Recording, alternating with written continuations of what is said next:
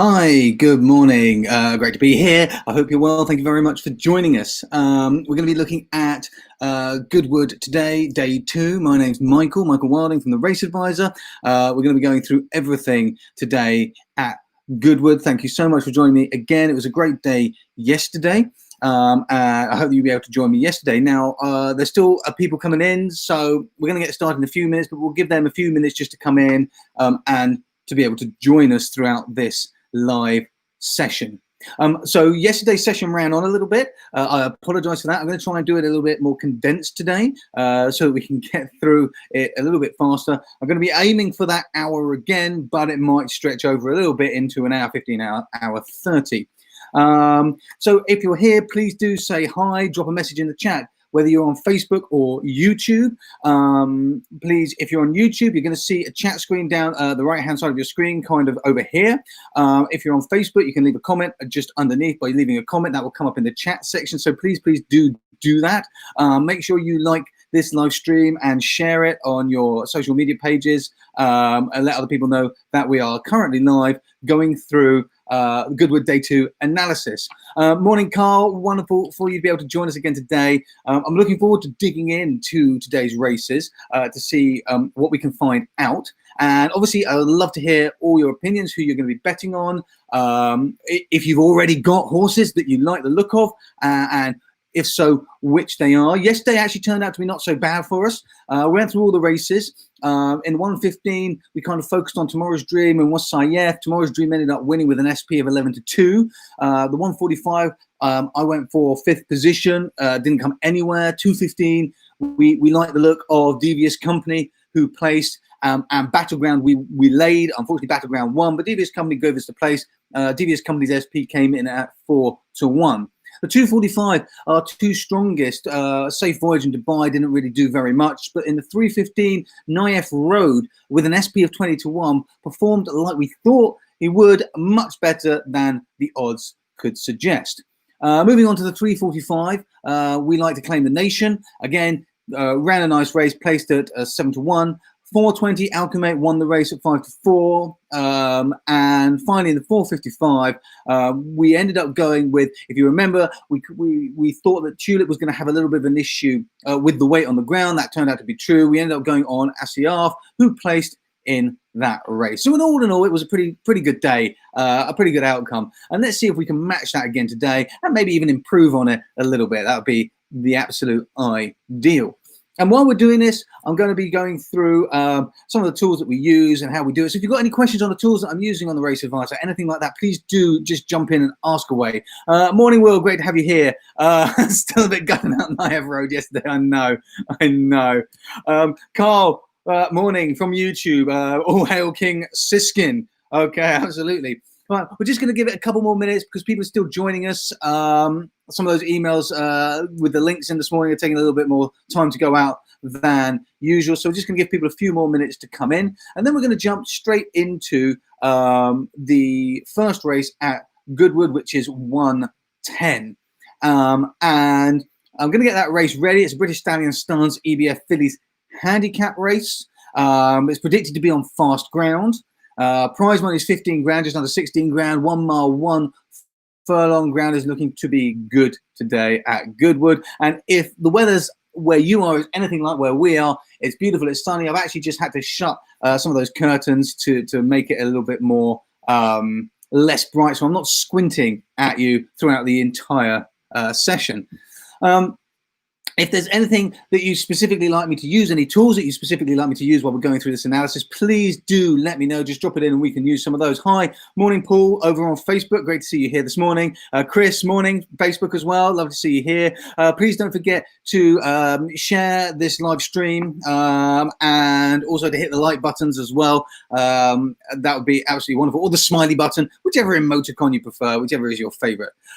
Okay. So we waited a few minutes now. I can see people are still coming in. So if you're coming in, welcome. If you're just joining us, welcome. Thank you for joining. We're going to get started now. We're going to go through the first race at Goodwood, the 110. We're going to try and go through them a little bit faster than yesterday. I'm going to try and get it into that hour, or at least certainly not longer than an hour and a half. Keep it condensed so you can then get out there and enjoy those races that are going to be taking place. Okay, so I'm just going to start by swapping over so you can see my screen, and here it is. Wrong way around. There we go. You don't want my face big, we want the screen big. Okay, perfect. All right, so let's see what we've got today. Now, actually, I've got a race card open here. I'm going to open the standard race card. And we did have a little bit of an issue with the Betfair odds this morning, so I'm going to be double checking them, but it looks like they're updating now. We did a minor update last night, and that stopped the flow of some of the Betfair odds coming in. They've been fixed this morning, but it's just taking a little bit of time for them to adjust. So I'm just going to be double checking those a little bit more over the next hour, just to make sure that they are up to date and they have adjusted. But they are coming in properly now, and if any are a little bit out, they will correct over the next kind of 15-20 minutes. So that shouldn't be so much of an issue.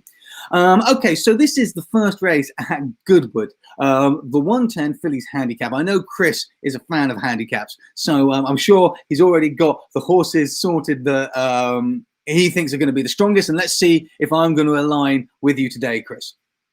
Okay, so first of all, in this handicap, just scroll down here and we can have a quick hover over, and you'll see as I hover over, there are no jockey allowances in this race. Remember that on the Race Advisor, we show the weight that is actually being carried. That is the weight minus the jockey allowances. If we want to see the official weight, we have to hover over a horse to see the official weight, and then we can see the official weight and the jockey allowance. But by default, we show the weight that is actually being carried. Now, I'm going to sort by Betfair odds. I'm going to remove this horse, Geet and Jali. At the bottom there, odds of 95, actually is now jumped up to about 170. But we're going to remove the odds for that horse because obviously that is outside the odds that I'd be comfortable betting on. The next thing I'm going to do is I'm going to start today by running a Monte Carlo simulation on this race. And then I'm going to jump over to you and ask you which horses you like in this race. And then I'm going to see if we're on the same runners today in this particular race. So while that simulation is running, jump in. Let me know if you've looked at this race, if you have any horses that you prefer in this race. Morning, John. Lovely to see you, John, this morning over on YouTube there. Great to have you with us. Thank you for joining. Chris is on Lake Lucerne and Chamade, who have no handicap form, so they're a concern. Oh, sorry, my mistake. I thought you were saying, Chris, that you were on those two runners. Actually, what Chris is saying is that Lake Lucerne and Chamade have no handicap form, so they are a concern to him. And Chris, useful piece of information here. I'm going to drop that up on your screen so you can see it. Gosden targets this race. So as you'll all know, I am not a huge trainer form fan. I don't generally focus on trainers or jockeys, really. That's not the way I target races. That doesn't mean it doesn't work. It's very effective. It's just not my personal preference. So very useful when Chris or whoever, if you've got any information on trainers or whatever, will jump in and give us some information. So here, Gosden will target this race. So you may find that really useful. Thank you very much for sharing that, Chris. Okay. Let's see who we're going to be on today. So this simulation is now finished. And actually, Will, I'm not sure if Will's with us today. Will, if you're with us, say hi. Will's just started running a test in our forum, which looks really interesting, where he's using the Monte Carlo simulator to run multiple simulations to continually reduce the field, run another simulation, reduce the field, run another simulation until he narrows it down to the horses he wants to focus on. Very, very interesting way of using the Monte Carlo simulator. It's not a method I've used. I'm really watching his thread with great interest to see kind of how that performs out for him. Anyway, the results of this simulation have oh, here we go. I'm going to struggle with this name. Nikozikazi at the top there, followed by Beemore and Waliak. Okay, so Nikozikazi, Beemore, Waliak. Those are the three horses there at the top of the field from the Monte Carlo simulator, with Nikozikazi looking to be just that little bit further ahead significantly than the other runners. So I'm going to exit. So remember, we got Nikozikazi, Beemore, and Waliak are the top three there, which is this horse, and this horse. So now what happens if we sort by 5, 2, 7, 8? Okay, so immediately we see Nikozikazi is also at the top. Interestingly, I had a quick glance here. It's not the favourite in Betfair. We see Beemore is within the top four of the 5, 2, 7, 8. Remember, the top four of the 5, 2, 7, 8 Rating will win between 52 and 78% of the time, or at least the winner will come from there 52 to 78% of the time, depending on race conditions. Waliak is just outside. I believe Waliak is currently the market favourite. But the Kozakazi is strong there as well. I'm now going to sort by PR odds and see what we have.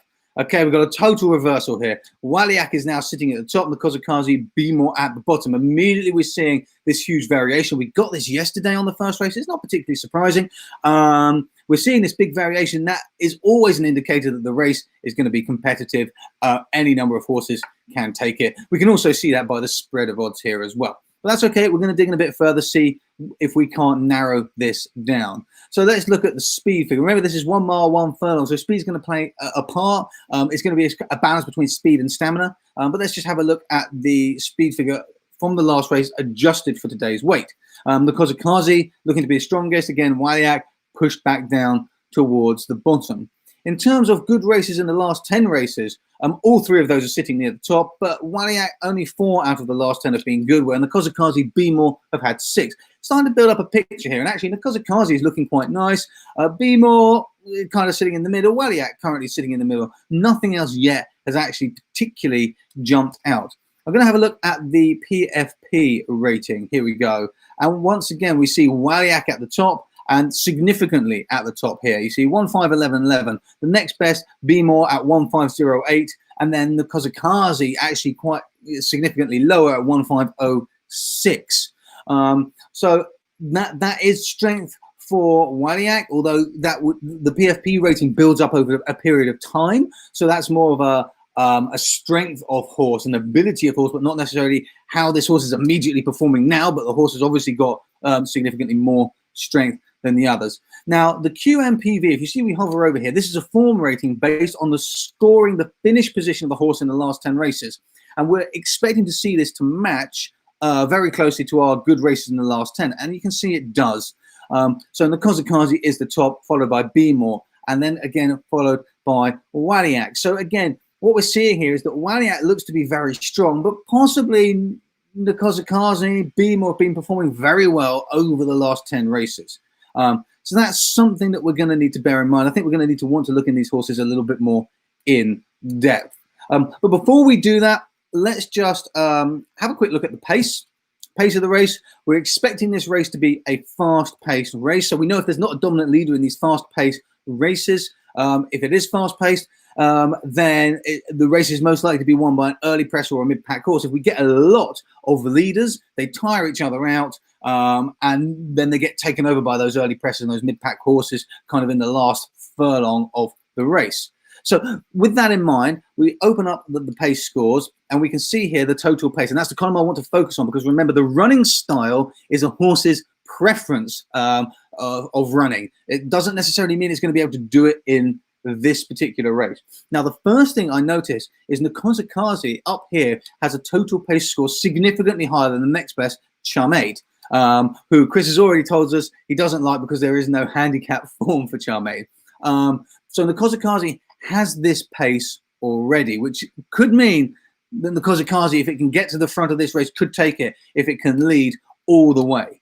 Waliak's coming in as an early presser and likes to be an early presser. So that's going to suit Waliak. So if it's got that acceleration towards the end, it could come and take it. However, the Kozakazi also likes to be a leader, and he's likely to be a leader in this particular race. Notably, Bmore down at the bottom also likes to be a closer and is likely to be a closer in this race.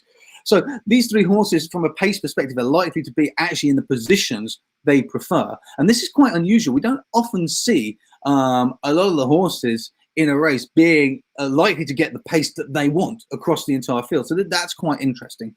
So Charmaid is that. And I wouldn't just focus the selection purely on pace. Pace would be kind of just an element that we add into it. The pace data in the UK isn't strong enough to support pure pace-based selections, in my personal opinion. So let's take that off, and I'm going to have a very quick look at the speed graphs, and then I'm going to jump into some of the horse history. So here's the speed graph for this race, and remember, we're looking at 1 mile, 1 mile, 1 furlong in this race. So I'm just going to drop this in as a filter. So 1 mile, 1 furlong. So I'm actually going to put it in a little bit less, So let me put in around 1,760 yards, which is a mile. And then let's maybe push that up to 2,000. So we've got a bit of a spread here. It's a flat turf race on good ground. I'm going to go either side of good to soft, good to firm, just to round it out a little bit. And do you know what? For you, Chris, this is for you. I'm going to drop in a handicap filter as well, so we only see the handicap races. Then we're going to pull back a little bit from here. So this is what we see. And we see that actually Gazia is kind of the best average, and that's because Gazia's only got one race that meets those criteria, so its overall average is the best. But the first thing we noticed, this is Nukozikazi. We saw a bit of a dip down here, back down in 2018, but then since it's come back with a bang. July 11th finished second with a great speed rating there, good to firm on flat turf, and again good race flat turf, another great speed rating there. So we've got Beemore down here and Dean Street. So let's just filter back a little bit from here, okay? Okay, so Dean Street Doll, we're getting a bit of a bigger picture when we take handicaps out. And again, these horses are all within that 95% confidence level. So Dean Street Doll is here. Definitely contenders, but Nukozikazi is still looking quite nice and strong. Let's come back off this as well. Let's remove the I should go for going first. Let's just take the going condition out. Doesn't really change anything there on the image. Let's take the distance out.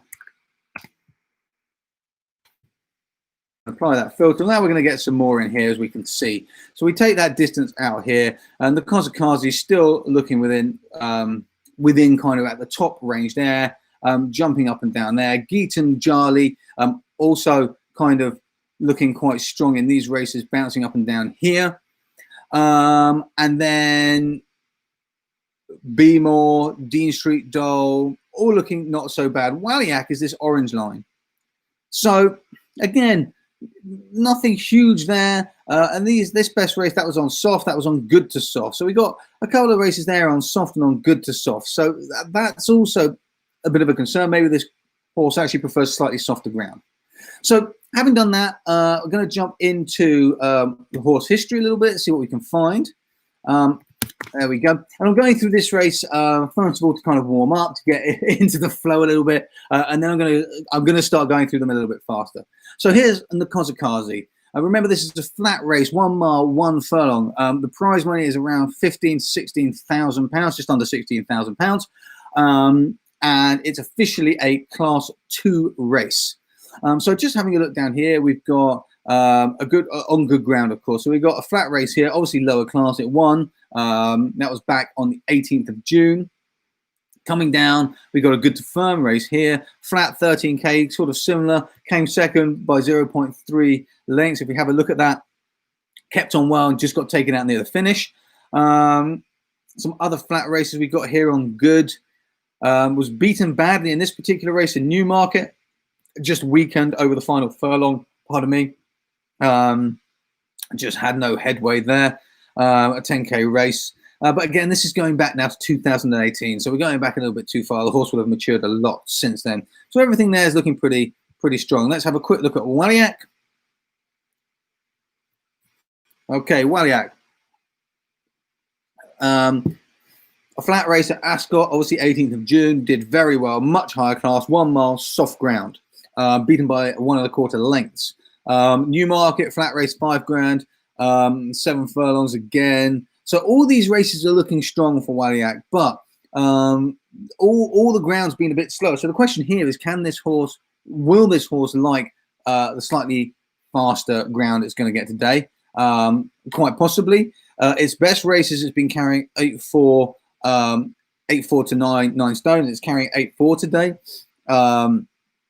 I should have mentioned that with Nukozikazi, who's carrying 10 stone today, so carrying significantly more, but has proven to be able to run over 10 stone, over this distance with 10 stone, as we can see here. The question is will it be able to keep that leading pace up with that? Let's drop into Beemore. Be More here. We got actually the first race is very similar to today. It won. And coming down to the next race, 7 furlongs, a bit shorter. It came third, 4.5 lengths, so quite a distance behind. Didn't really contend there. A class 2, a flat, but it was on soft ground. It won. And coming back down 2019 down here. Again, the history for this horse looks pretty good. It has won over similar conditions. It obviously likes to contend. Okay, so jumping back here over to our race card.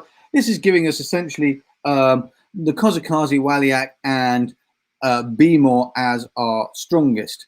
We got into contenders here. We've actually got Waliak, Chamaid, and Luke Lucerne. But when we merge that with the market, we can see again, like we've already looked at, in the Kozakazi, Be More are kind of down. And when we see this disparity, this is when we know the race is going to be competitive. We already know that. We've dug into it a little bit deeper now to try and overcome these differences between different factors.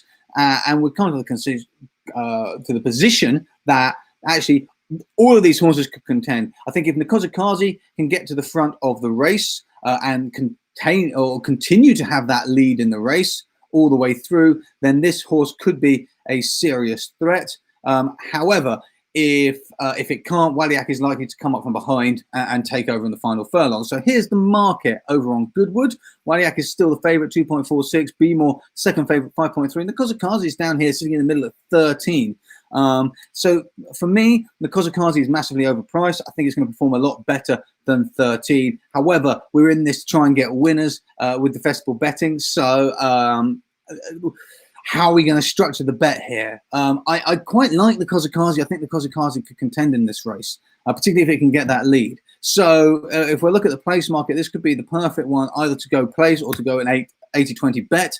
You can see here on an 80-20 bet, we'd make effectively, if it only came in the top 3, we would make, where are we at? On a £10 bet, we make about 160% return minus our 20% stake. So we'd be making around about 140% return on an 80-20 bet if the Kozakazi just came in the top 3. And remember, we've only got 8 selections, so in the top 3, we're nearly half the field. If we looked at 4 places at 2.14, you could still actually make a profit and cover half the field there if you wanted to.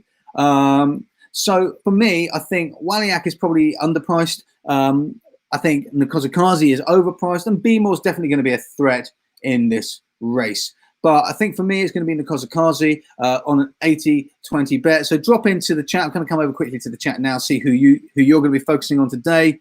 So another strong indicator, Chris is saying from the Kozakazi is a group winner, so that's kind of impressive. Also, Chris is saying it's the best horse for breeding and that has the best size stat on the course.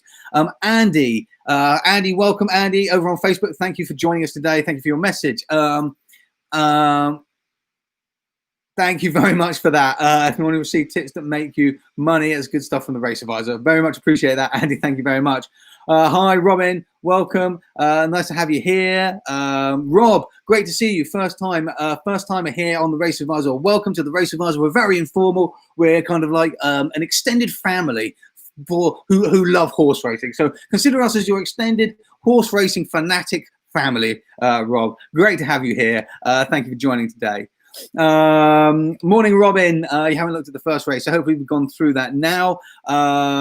Just scrolling through some of the messages here. Morning, Pablo, over on YouTube. Thank you for joining in. Chris is asking, would like your view on why you look at all race form when it's a handicap race, you only consider handicap form. I think that's probably more of a question of habit, Chris, to be honest, because I come from the perspective of trying to get the entire overview of the horse. So I'm actually not just interested in how, personally, I'm not just interested in how it performs on handicap form. Obviously, handicap form is going to be the most relevant, the most important. However, there can be tells in other form that actually indicate how a horse may perform in the race, particularly over ground, over conditions. So if we can find that a horse likes particular ground, particular distance, particular conditions, then the handicapping kind of, we can then say, well, okay, that's great. Now, how does the weight affect it? And that's kind of the angle that I come from. That's the angle that I look at. I like to see the horse as a whole animal rather than just focusing on elements.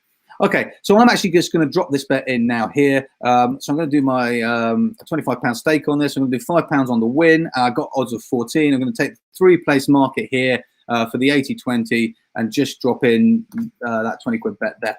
Okay, so that's there. I'll drop this in as that as well. Oh, it's already been matched. Perfect. Great. Okay, so let's move on to the next race, the 145. We've got a race less today, I believe, as well. So that should help with my timekeeping. The Goodwood Handicap. Okay, the 145 Goodwood Handicap. This is a big old field, 16 entries here. And I'm going to start just by doing what I normally do. Let's remove in these big fields. Let's take the high odds horses out straight away because we just want to visually reduce this down to something that is kind of manageable, psychologically manageable. And we've still got 12 horses there, even when we remove those. So let's go the other way. Let's see who are the contenders today. Okay, Summer Moon, Smart Champion. And these are the contenders from the PR odds. Summer Moon, Smart Champion. We can see here on these probabilities that we're expecting this to be really, really super tight. But these are here. And where are they sitting in the market? They're sitting kind of middle of the market. Okay. So that's fine. I'm quite happy with that.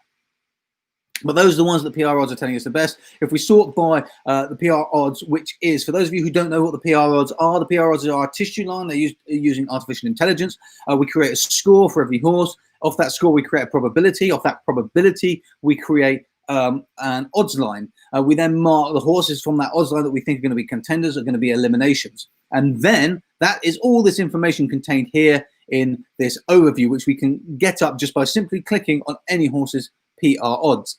The PR odds column then merges all of that information with the live Betfair odds to make it more accurate, to make it more specific, and to give us more detail on it. So when I sort by that, we've got both the information from our odds line and the market's odds currently to show us where we think those horses sit. And this is the most powerful thing when we merge those two together. And these two are kind of sitting just third and fourth in the market.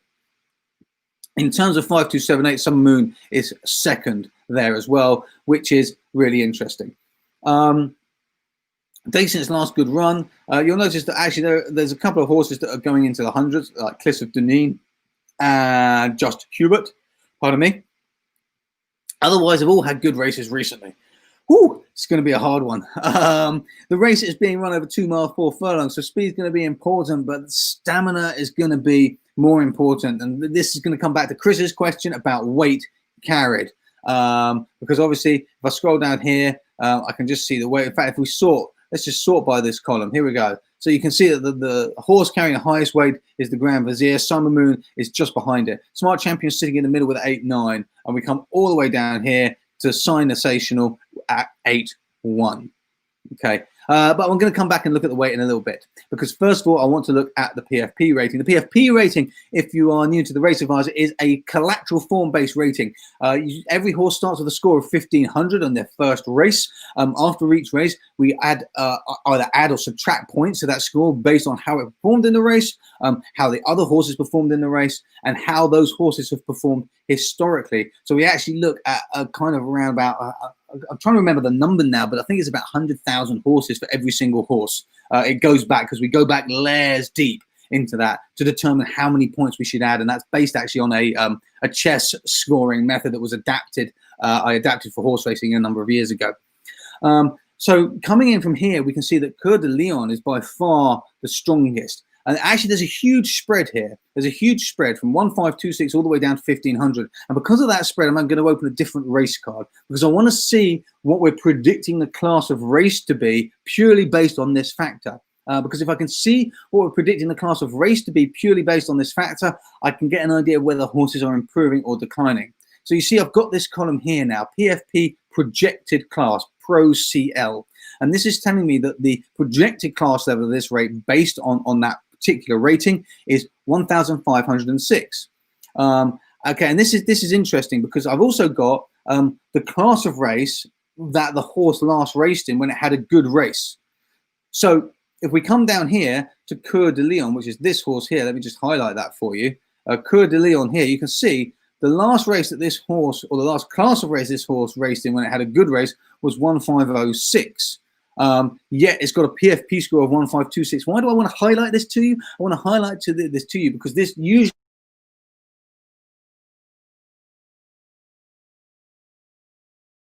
build up that history. And rather than when it has a bad race, it just drops straight off. We reduce it a little bit, and then we watch to see, is this horse going to be declining? So there's a bit of a time lag there on how that will affect the horse's rating, because we don't just knock it off because it had one bad race or a couple of bad races. We want to see over a period of time as this horse is declining. So when we see this high PFP score in comparison to the projected class, we know that horse probably isn't performing that well currently. So there's a bit of concern. The best horses are the ones that are at a similar class level or just above it. Any that are significantly higher than the projected class level, we've always got a little bit of concern about why they're racing in or amongst other runners of a lower level than they have been.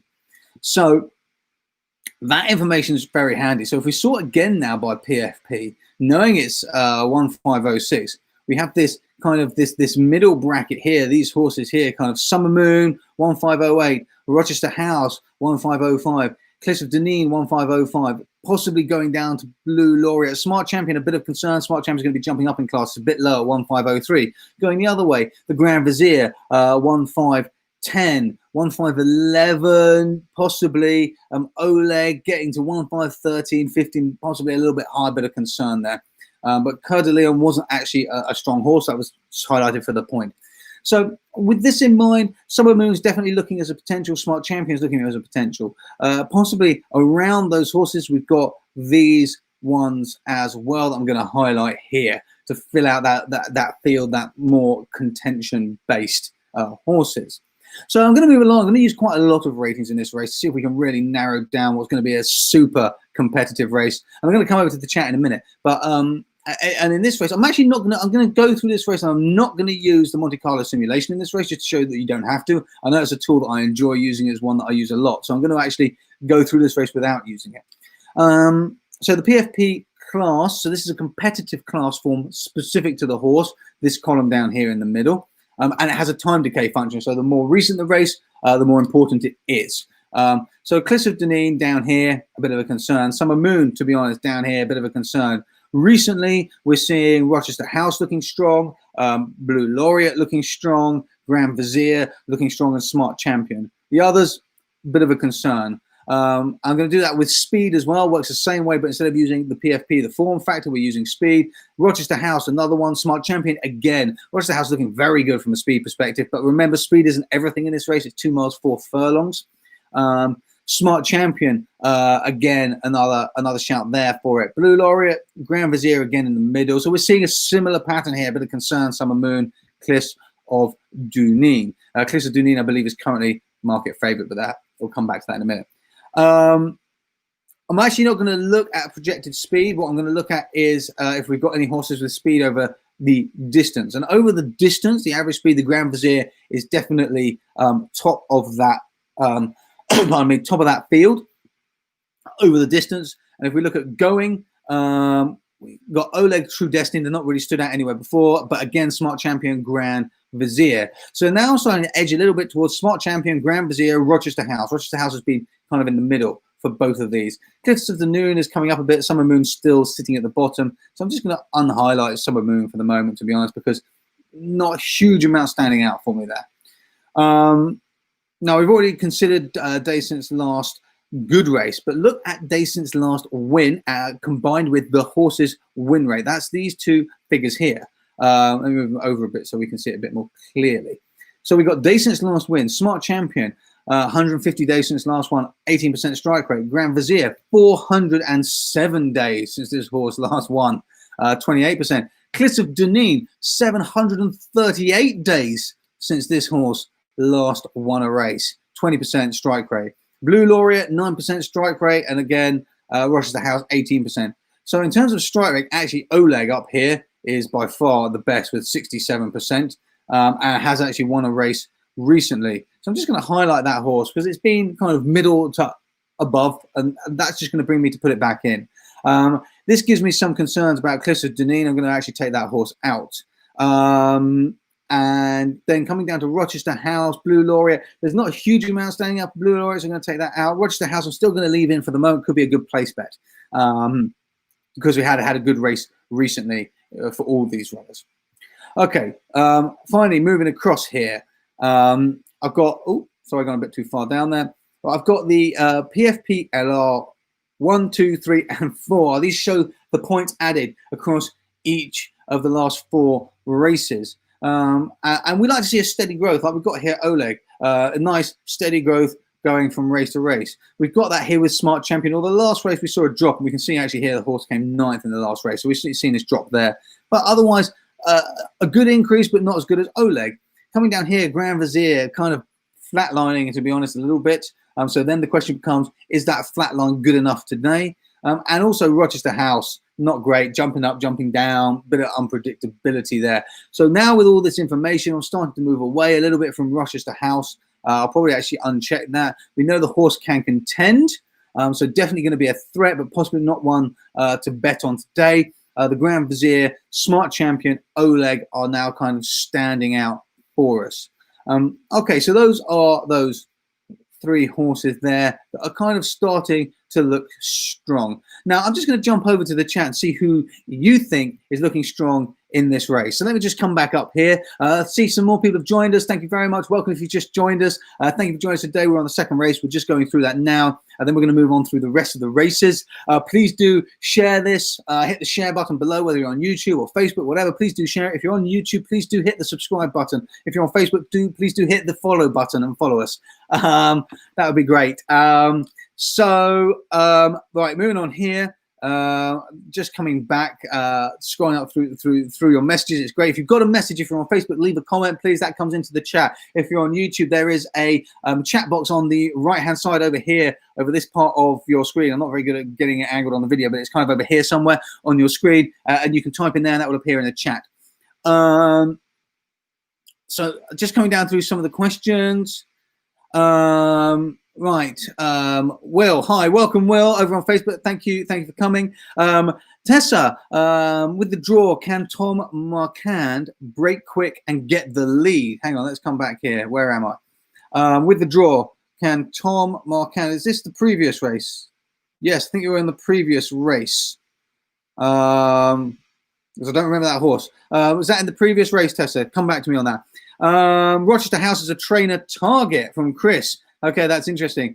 Oh, we said that best breeding profile for the distance. Pablo over on YouTube already gone with Smart Champion based on past winners analysis. Okay, that's excellent. Chris is going on Summer Moon because it's he thinks it's a trainer target, wins on the going, and thinks that Joe Fan has chosen to ride Summer Moon when he's run on Rochester House twice before.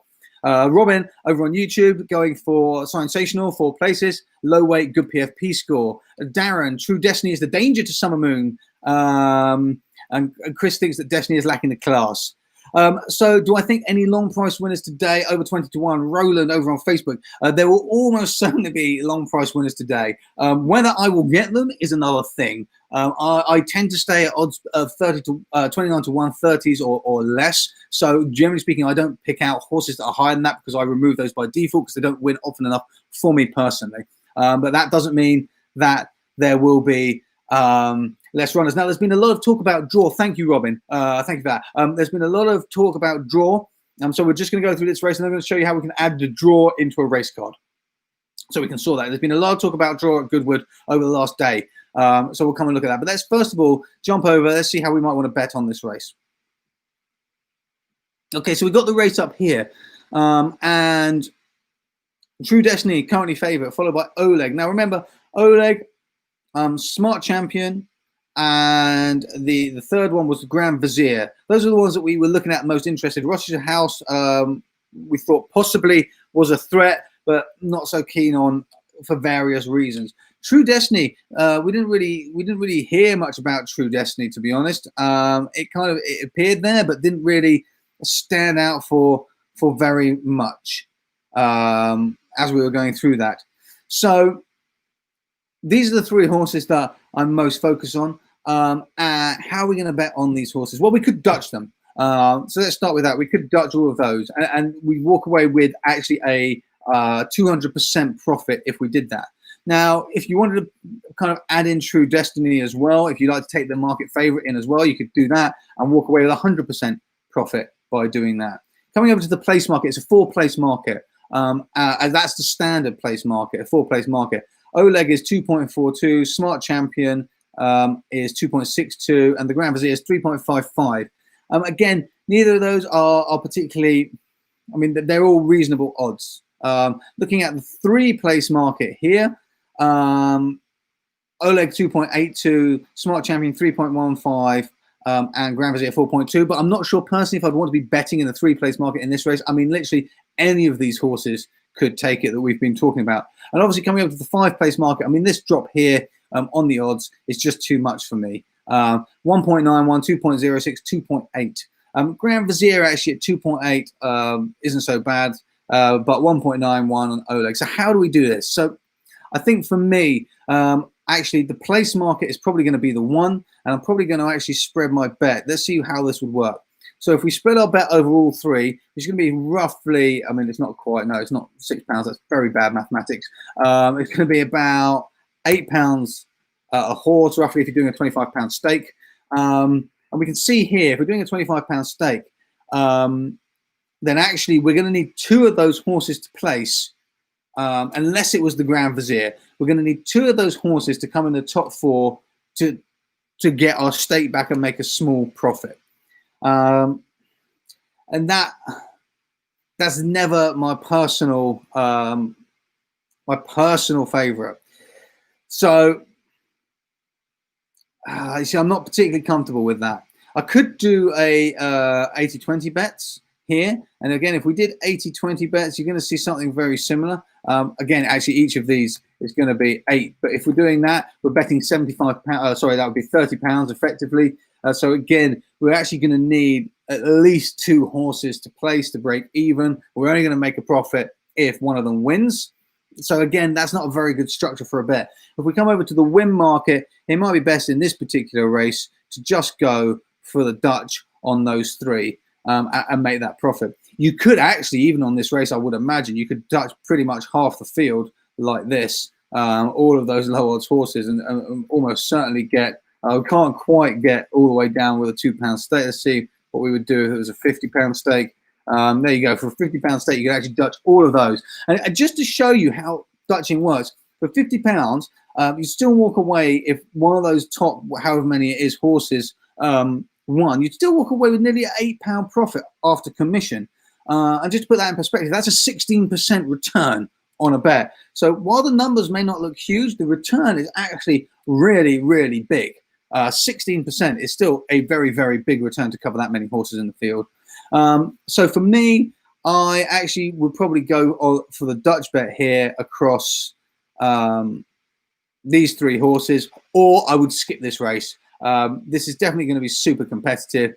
Any of these horses could take it. And what I'll probably do is I'll watch the market on those 3 horses. I'll add those to my selections. I'll see how the market performs, and then I'll consider whether closer to the time, actually, I might want to just take one out or even add a couple in. I think True Destiny is underpriced. I think those 3 horses are going to be the strongest, but I do think Rochester House has a possibility there of winning, as in fact Coeur d'Alene popped up a couple of times as well. So very competitive, but those are the 3. So I'm going to mark those down here to come back to and check out in the market a little bit later. So let me just put those there on my short list to come and check out a bit later today.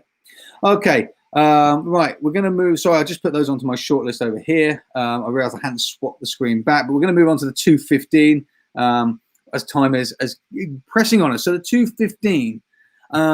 Okay, who are we going to go for on the 2:15? Now, this time we're going to start with PR odds. Come straight down here and take the top 3 from the market. I'm then going to click on them and see how they compare with the contenders, and they don't. Again, a very strong indicator that this is going to be a very competitive race. So I'm just going to highlight the 3 contenders as well, and that gives us 11. Now I'm going to come out of here. Next, I'm going to come into the odds. I'm going to remove those high odds horses down here. We've just got a couple. There we go. I'm going to take them out there. Right. And that's giving us about 50% plus one of the field. So we've got nine runners now remaining in that field, and we've got 5 currently highlighted. So from those 5, let's come over to the Monte Carlo simulator, because I appreciate now we're at 11:45, and I said I'm going to be doing this faster. We're nearly halfway through, so let's start using some slightly faster techniques here. Okay, so that simulation is going to run. While that simulation is going to run, I'm going to drop over to the chat and see who you think is going to be the strongest horse in this race. So please jump into the chat now. Let me know who you think is going to be that strongest horse today. Who do you think has the edge in this race? Have you already placed a bet on a horse in this race? Maybe you have, maybe you haven't. Maybe you're waiting to see what we come up with. And I can see a few more people have just joined in as well. Hi folks, if you just joined in, welcome. Lovely for you to join us. Thank you very much. We're currently on the 2:15. We're going to be going through that right now, and then we'll come back in a moment. Okay, so that simulation there has just about finished. So let's see what the results of that are. While we're going through that, please do drop in who you are going to be betting on in this race. Okay, there we go.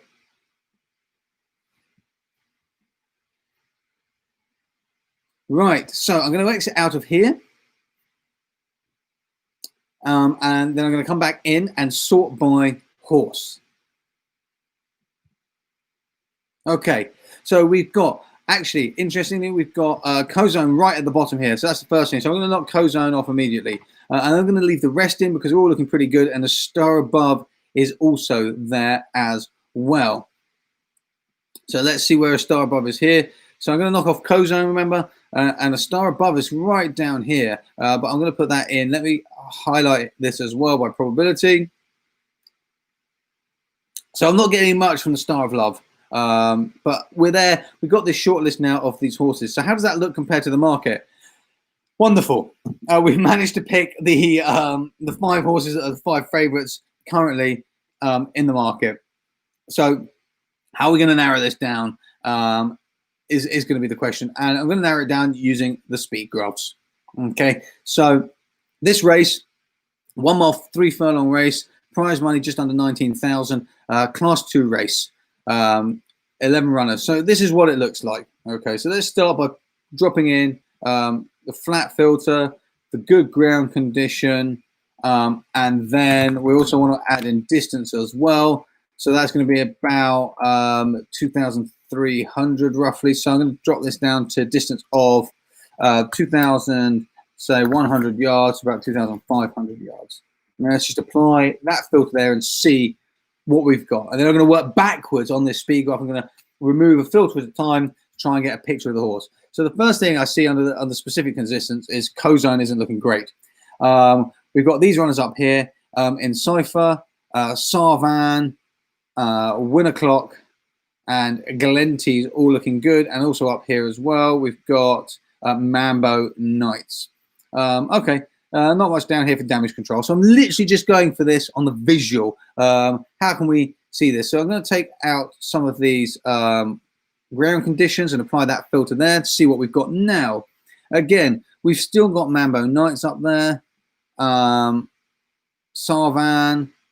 in Cypher all looking strong. Winner Clock, Galente's, and down here a bit of a drop. We've got damage control, so not much here, and Cozone still looking bad. So damage control, Cozone are the ones currently we're removing. Mambo Knights looking strong in Cypher. Sarvan and Winner Clock currently still looking stronger. So now I'm going to drop the distance filter. Ooh, apologies. Apply that there.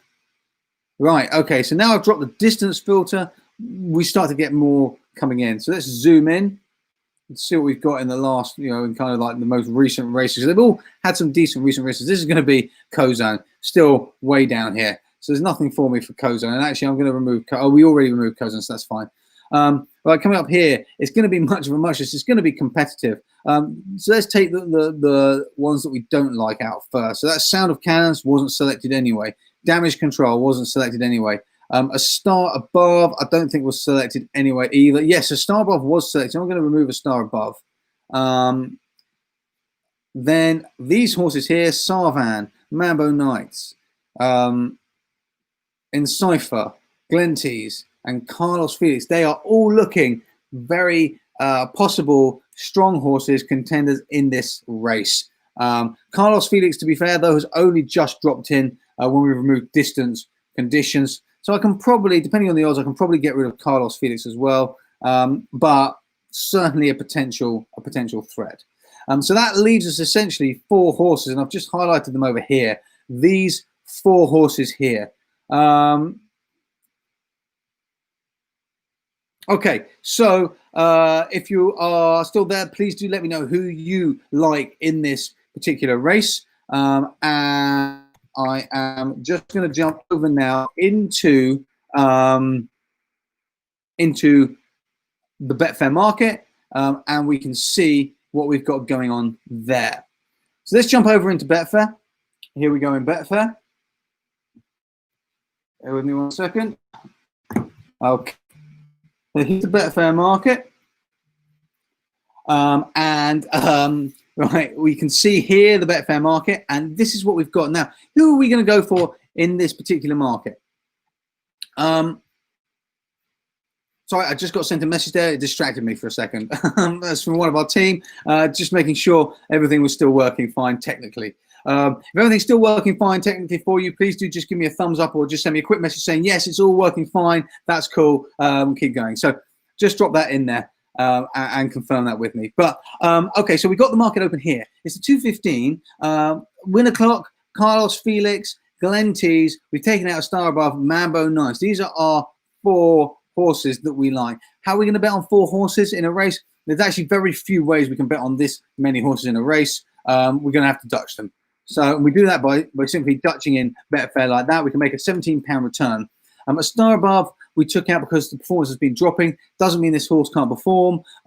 Could also be a threat. If you wanted to put that in, you can see that would change your profit from £17 on £25 stake to about 10. But for me, I wouldn't be including that horse. Those are the 4 that I think are strongest. This is the only way I think I can bet in this race. And I'm just going to put that bet straight in there now for me. But I would love to know who you're going to be betting on in this race. So please do drop that in over in the chat and let me know now who you think you're going to be betting on in this race. Mambo Knights, I've got a bit of I've just seen what the issue is from the technical team, so I apologize. I've got a delay on the messages coming through from you into my hosted chat. So bear with me 1 second while I just pick them up from the actual streams that we've got going on. So please just bear with me 1 minute. I'm going to pick them up so I can actually see your messages there. Give me just 1 second while I do that. Just open it up here over on Facebook. Opening it up here over on YouTube as well. I thought I got a message coming through from our technical team there, saying that there was a bit of an issue with the chat. I didn't realize it was just the chat that I was having an issue with though. So I've got a delay on the chat.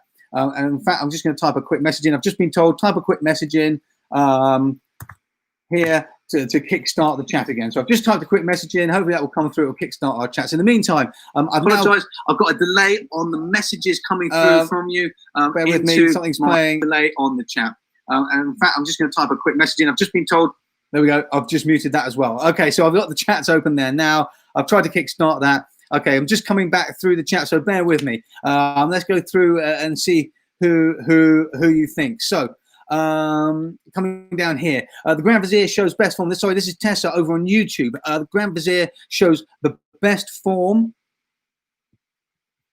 and with some cut in the ground, I think it could be too fast for today. But yes, in the previous race, the best Vizier, John Bell. It's a bit of a piece. It is, John. This is over on YouTube. John, you're on YouTube. A bit of a piece to this. But I noticed that Santiago was carrying £15 less than the other horses in 3:15 yesterday, even though the jockey allowance was 0. John Bell, I believe this is because Santiago is a 3-year-old, so got the weight for age allowance against its older rivals. It would be useful to see weight for age allowance as well as jockey and RA. John, great suggestion. Could you go and drop that into the what you'd like to see section, the feature section in our forum, please? So I don't forget it. That's a great suggestion to show weight for age allowances as well as jockey allowances. Pablo, get off the fence. It's difficult. It's difficult when you have a race that's so competitive as this to actually get off the fence and choose it. Robin over on YouTube likes Mambo Nights. Just try and make it all. Pablo's going on Mambo Nights as well. Robin's Mambo Nights and then Cypher on 80-20 for a 50% profit. Carl, Savannah and Glenties. Thank you for letting me know that it's all working okay there, guys. Really, really appreciate that. Over on Facebook, we have Chris is avoiding this race. And coming back here. Roland, you're on Mambo Nights over on Facebook. That's great. Darren, Glenties, Mambo Nights. There's a lot of love here for Mambo Nights, which is great to see. But Chris is saying he is going to be avoiding it. So a lot of you are on Mambo Nights with me as well. It doesn't seem that kickstart on the chat worked for me. So I will just keep those screens open. So I'll be jumping backwards and forwards a little bit more. So a lot of you are on Mambo Nights. There's a lot of love for Mambo Nights there. Interestingly, Glenties as well a little bit, but not really much for Carlos Fox, Winner Clock, and a star above. For me, this is super competitive. Anything could happen, and we'll have to see where we go from there. Right, let's jump into the 245 now. Okay, back over here. Jump into the 245, and let's see if I can just. Okay, there we go. Page is loaded. Right, perfect.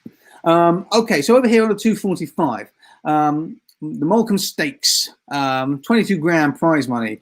Gearing up, the prize money is getting more, ready for the next race. So gearing up prize money, we've got 10 horses in this race. And it's a 5 furlong race, it's a sprint race. I love a sprint race. Okay, so that's it's a sprint race. So let's look at it from speed to start with. Here we go. Let's focus on speed. I said as well, I'd show where we put draw bias in. I'm going to do that. Pardon me. I'm going to do that in just a second. So quick look on speed on here. This back to here. S4 AV LR4. I know the acronyms are very, very annoying, but we have to have acronyms to be able to have so many ratings. So if you see something that looks like this, it means speed, horse, and then AV stands for average. LR will always stand for last race, and 4 is telling us how many last races. But if I hover over it, we get a little pop-up that tells us exactly what it is, which is the average speed rating in the last 4 races. Sorting by that, I can see Street Bull, Ben McDougal, significantly Army of India have the best speed ratings in the last few races. And actually, those top 3 are significantly better than Army of India. And then we have a bit of a jump. And then we kind of got Army of India, Sardinia Sunset, International Dream in the next chunk before we jump down again. Let's look at it over the going. Same things. Average speed for the horse over the ground. Look, those 3 are the same again. It's looking very similar. Let's look at the distance. Okay, significantly in Steel Bull there for the distance. So Steel Bull still in the top 2. Ben McDougal was the second in the others, but we haven't actually got a speed figure, an average speed figure for this horse over the distance. And then I'm going to look at projected pace. Okay, the pace is expected to be true in this race. And again, these 2 horses here, we haven't been able to predict it for significantly. So at the moment, it's looking like actually Steel Bull, I'm going to sort by this one here. Steel Bull significantly, possibly going to be slightly stronger, but Ben McDougal, we'll have a quick look at his form to see with an average over the distance. Okay, speed figure based on the last race, but adjusted for today's weight. Steel Bull, Ben McDougal there, significantly not looking quite as strong. So Steel Bull, Ben McDougal, and significantly Steel Bull possibly looking to be the strongest currently based purely on nothing except speed. Let's come over to, well, actually, I'm going to add in the draw bias now, okay? So let me just add that in so you can see how we do that. So I'm going to come back to the dashboard. I'm going to come down to my settings here. And I could either add it as a standard race card, or I could add it to one of my other race cards. If I wanted to add it to another race card, I would just click on one of these buttons here, these edit buttons, and open that race card. For now, I'm just going to add a new race card. I'm just going to call it draw bias. And I'm going to search the record for draw. And here we go. We've got draw impact value. And that's all I'm interested in. I could put the ranked version or difference from top version, but I only want the raw impact value of the draw. That's fine. And there it goes. That's in there now. So we can come back to the dashboard. I've created a new race card. I could have added it as a different one. I'm going to come over to back into that 245 race. And what we'll see here is that now when I click on the race card options over here, I've got a new one called draw bias down at the bottom, just here. I'm going to click on that, and that's going to show me if there is a draw bias rating. Here it is, the impact value. I'm not actually getting an impact value for it. There obviously is not enough data for this particular race. So we do the impact values over race type, course, class, ground, and distance. So if we haven't got enough impact, if there's not enough data to calculate that, we're going to see 0 there. So I'm going to come back out of that now and come back into standard. And I should clarify, we do it over such specific conditions because, generally speaking, I found that actually the impact value from a draw, if you just do it based on the course or the course and distance, there isn't enough of an impact value to give you an edge. So without going very specific, we haven't got enough impact to give us that edge in the market, because it is available everywhere. And that's why we only show it when it's very, very specific. Okay, so I'm going to jump back over here. Steel Bull is looking to be the strongest. So let's run the Monte Carlo simulation. And while that's running, I'm going to jump over. I'm going to jump into the chats. I'm going to go over to the different screens, obviously, because my current chat isn't working. I think I've got to refresh my my screen here. I'm a little bit scared to refresh my screen in case it stops the live. So I'm just going to jump over here.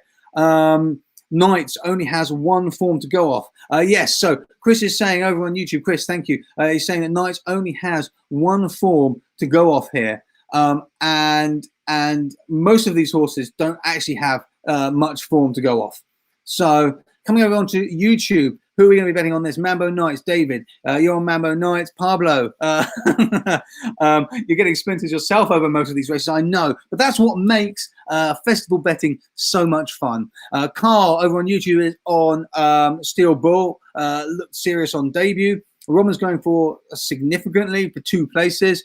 John likes Dirty Rascal. Oh, you're in the last, John. The last. I was going to say, Dirty Rascal's not in this race. Dirty Rascal's in the last at Goodwood. Looks to have been trained for the race back down to the weight he carried last year. I'll be looking forward. I'll keep my eye out for Dirty Rascal. Robin, that's absolutely my pleasure. Okay, let's jump back over here now. That simulation's finished. So I'm going to exit the simulation and then jump back in it, because we exited it to come back in so we can sort by the columns. So let's sort by those columns and let's see. Sardinia Sunset is sitting there, top, followed by significantly, and then Steel Bull, Ben McDewey a little bit lower. Now, Sardinia Sunset, we've not really heard much about, but just open markets as well in preparation. So Sardinia Sunset, we've not really heard much about. Let's sort by PR odds. So PR odds has got significantly up there first. Sardinia Sunset coming in second. Sardinia Sunset is currently odds of 5.3. Significantly is currently odds of 5.3 as well. Steel Bull is the market favorite at the moment.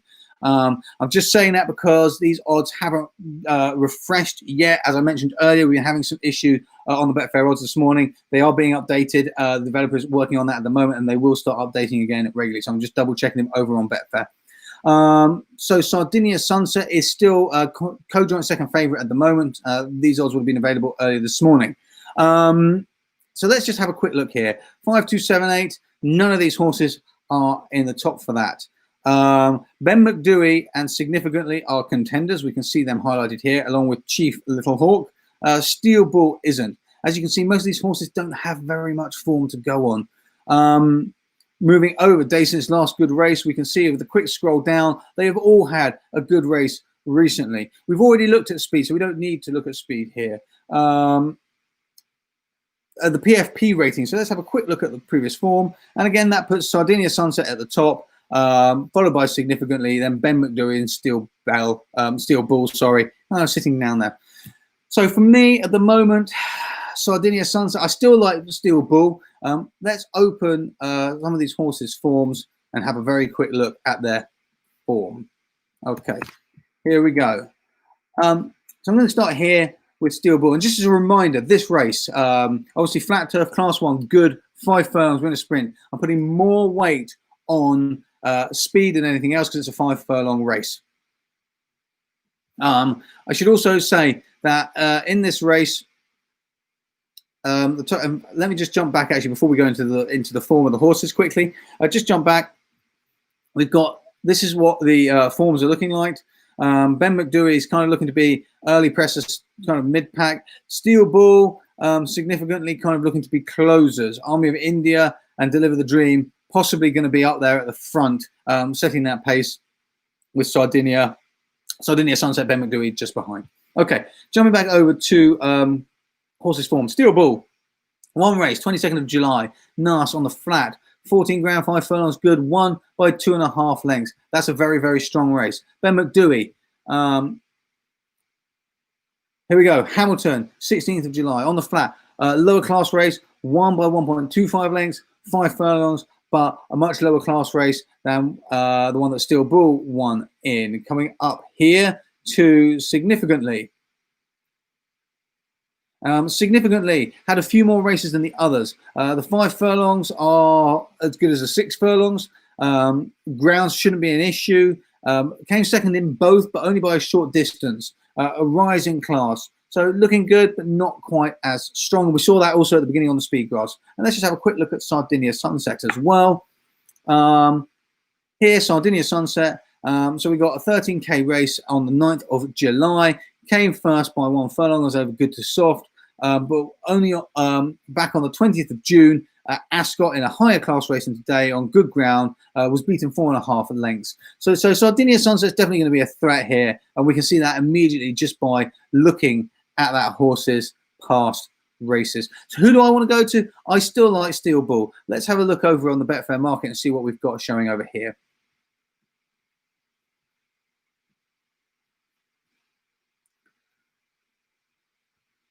Okay, yes, I agree. I mean, Eamon has just said over on Facebook, Eamon's just said that it looks like wide open, but Steel Bull and Ben McDewey is for him. He's going to Dutch those two. Steel Bull won an impressive maiden in Ireland, and Ben McDewey is a speculative selection based on the price and having won on the same ground conditions. Absolutely. So over on YouTube, Pablo's going for Sardinia Sunset. So for me, looking at the market here, we've got Steel Bull as the favourite. I think Steel Bull is going to be the one to beat.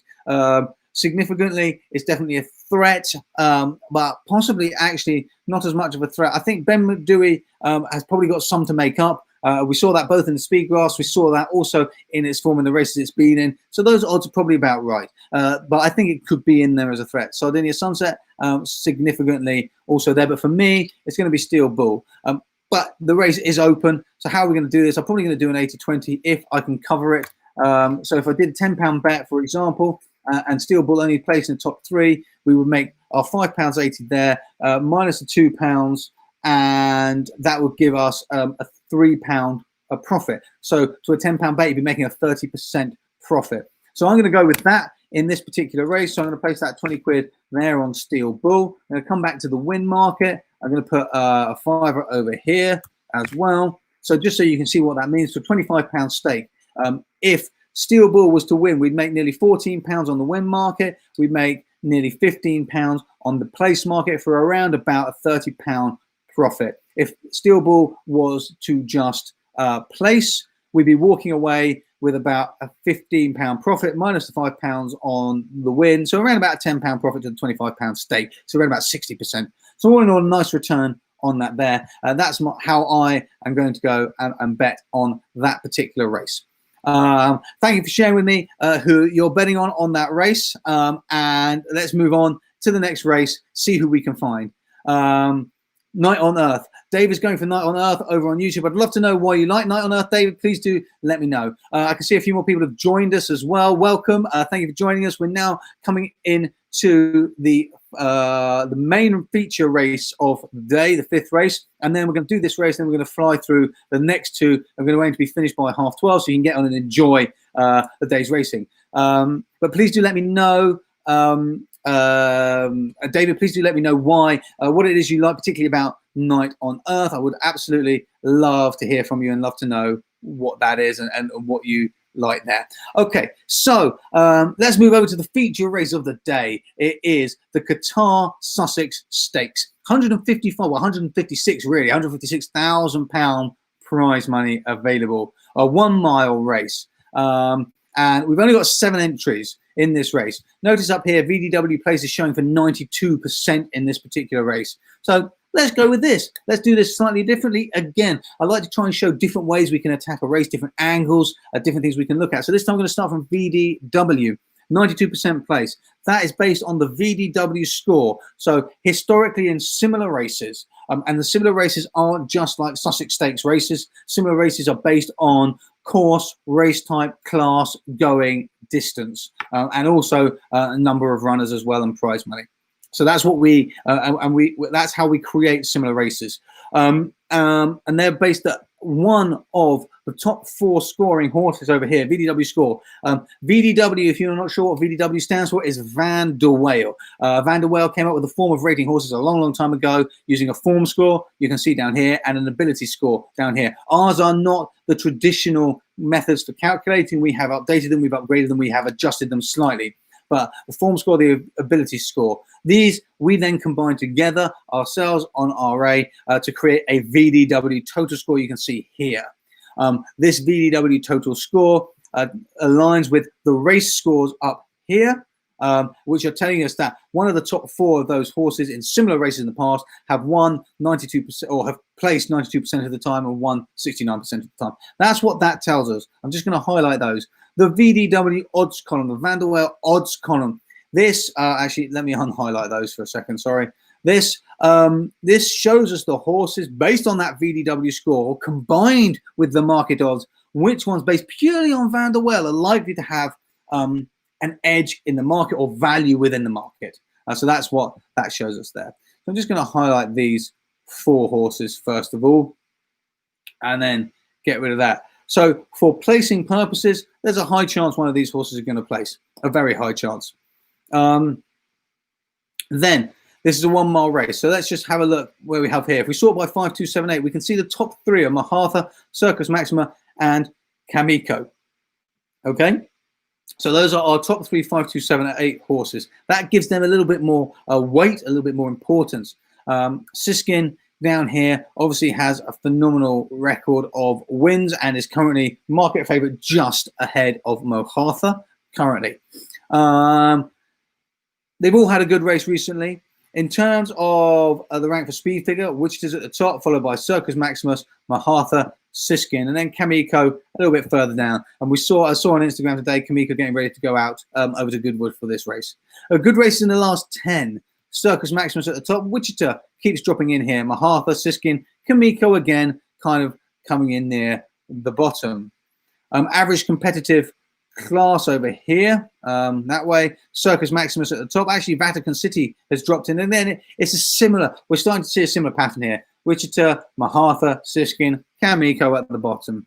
PFP, I think we're going to see a bit of a change around. Circus Maximus, Mahatha, Camiko, and Siskin down here. And that's likely to be because Siskin hasn't had as much time. Remember, PFP takes a bit of time to build. So always remember, it takes a little bit of time to build. So horses that have had more races have had more time to build that score as well. Very important to take that into account.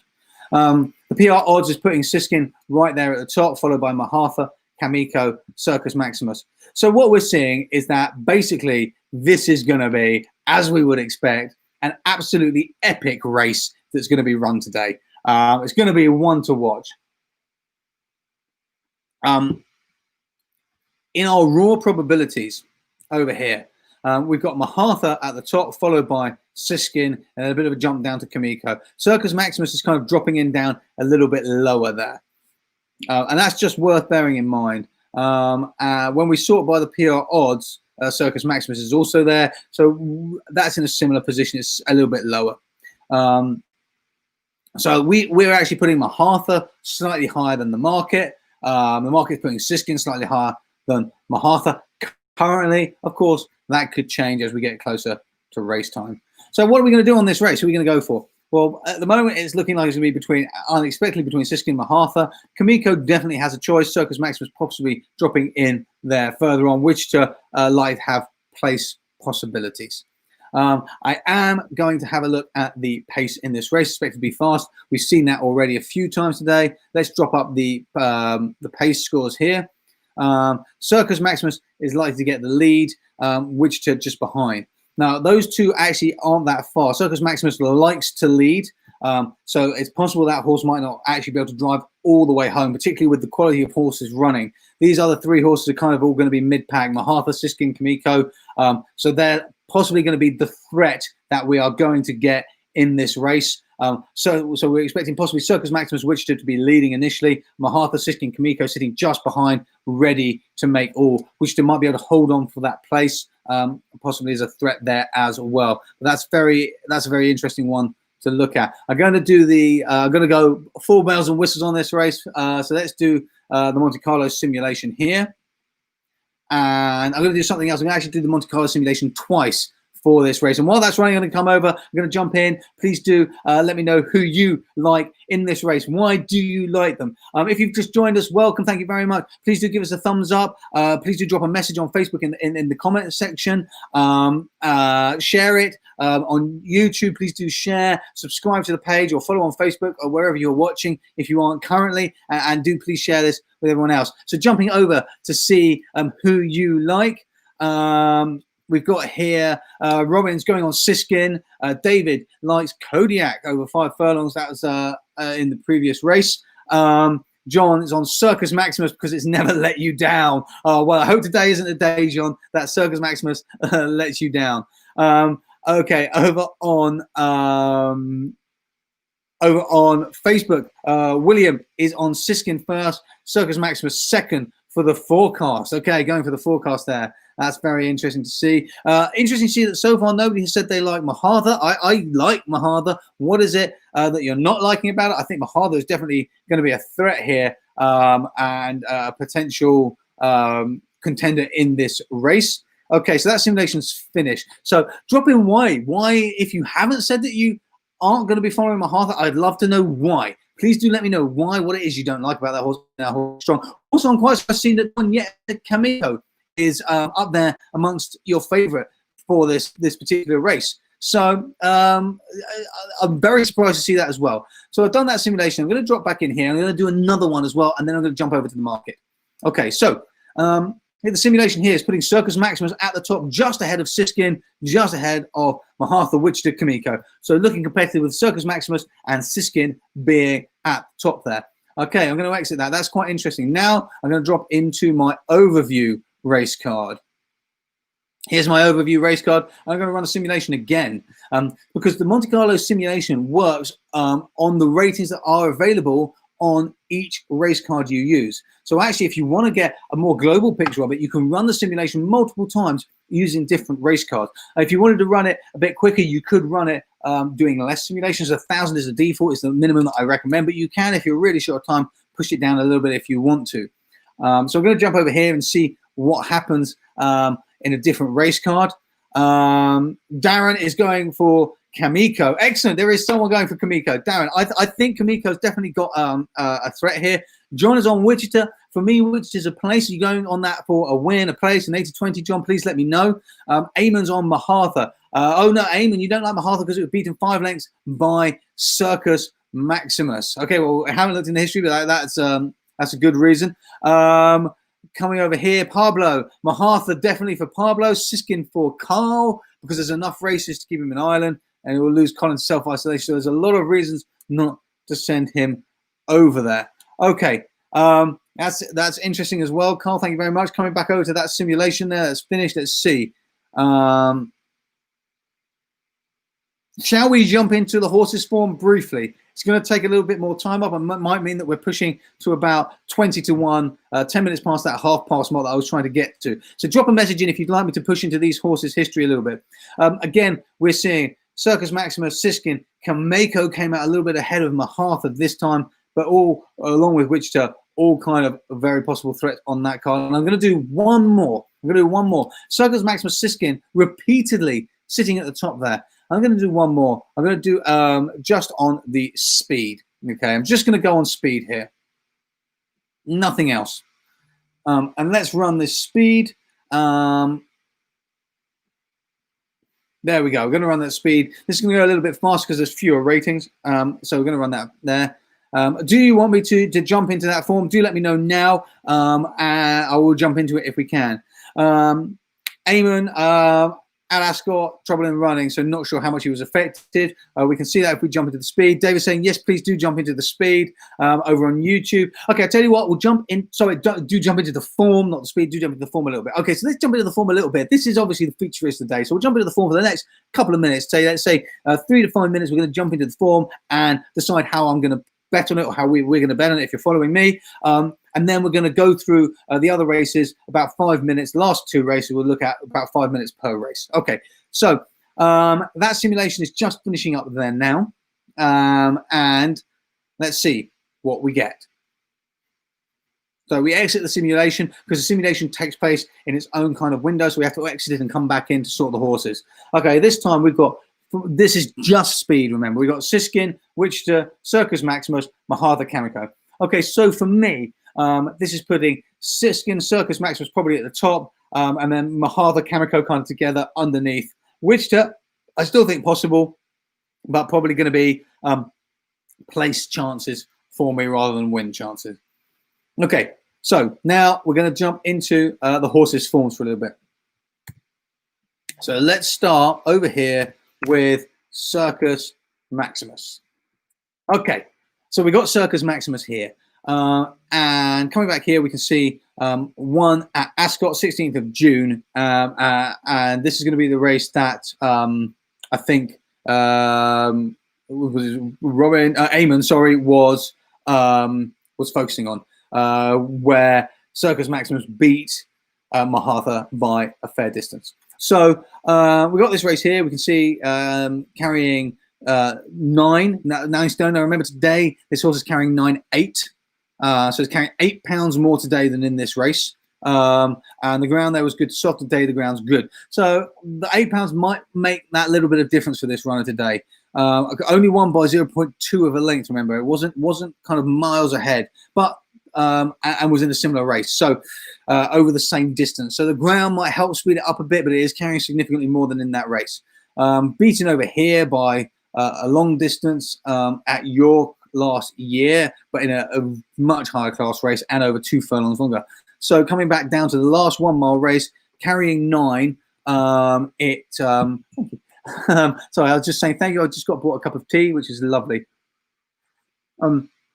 So carrying down to this race on 31st July last year, Goodwood race, again a higher class, 1 mile, came second, beaten only by half a length. Hovering over there, we can see the in-running comments. It chased the leader until ridden, closed to lead over 2 furlongs, was hard pressed over the furlong, headed 1 furlong out, but battled on well, but just couldn't quite hold on in that final 75 yards. So basically performed excellent race there, and over that, carrying 9 stone. Again, 8 today.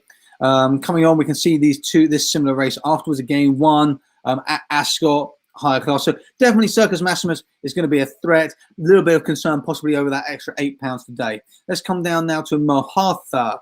Okay, Mahatha. Here's that Ascot race. No, sorry. Here's that Ascot race down here. Second race, 16th of June, where it was beaten by Circus Maximus. Beaten by 5 lengths. Now, reading the in-running comments here, there's a couple of things we want to note. First of all, the horse travelled strongly, was in the rear, was waiting for room over 3 furlongs out, and couldn't find that room. Got in the clear in the final 110 yards and ran on, but was never anywhere near to challenge. So that tells me the horse was blocked, couldn't find the space it needed to run. Possibly the jockey waited too long to start coming round.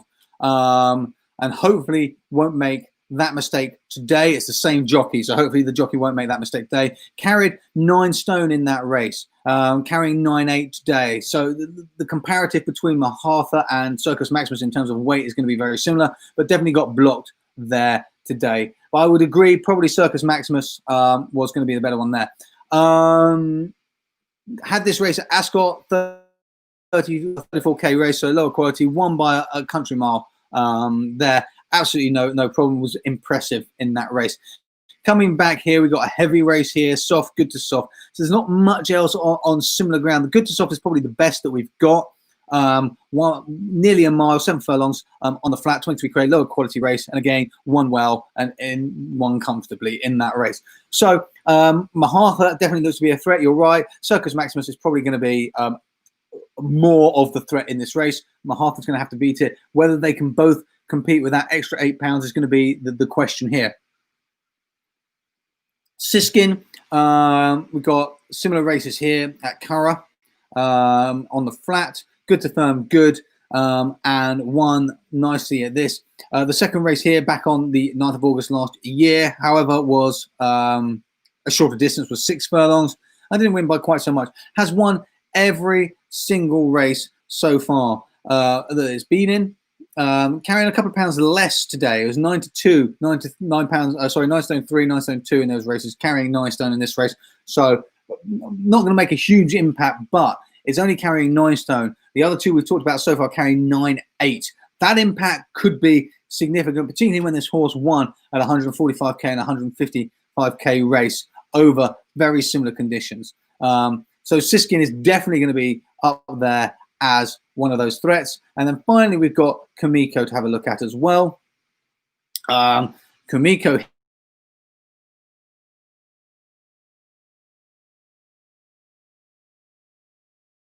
longer distance, back onto a ground and a distance that it likes. 1 mile. I'm not quite sure why it went in for the 1 mile 4 furlongs, to be honest. So 1 mile race here. Back at a similar class level where this horse has performed before, travelled strongly, but only just did enough. We're seeing a win by 0.3 of a length. Coming back to last year, 1st of November, at Newcastle, all-weather race, did very well, but again, a different ground.